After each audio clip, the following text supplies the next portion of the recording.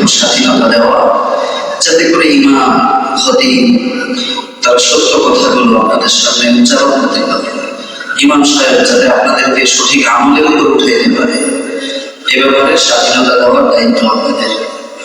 এরপরেও অনেকে নিজের কাঁধে দায়িত্ব তুলে নিয়ে কাজ করে, মাশাআল্লাহ, তাদের জাযা তো আল্লাহ দিবেন।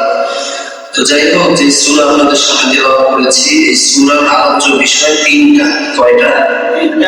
তিনটা।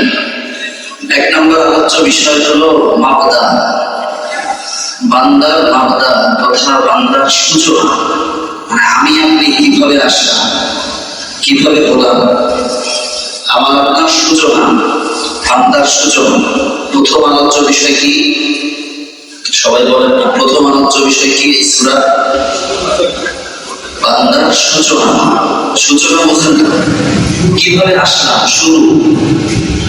সূরার নাম সূরা তারিক, আয়াত 17, রুকু 1টা, আলোচ্য বিষয় 3টা। প্রথম আলোচ্য বিষয় হলো বান্দার শুরু, বান্দার সূচনা, আরবিতে যেটাকে বলে মাবদা।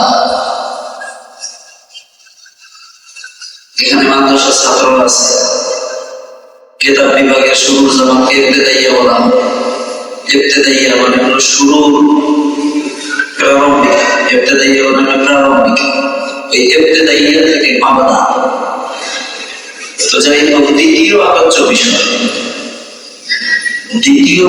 বিষয় হলো বান্দার শেষ। প্রথম আলোচ্য বিষয় কি? বান্দার সূচনা।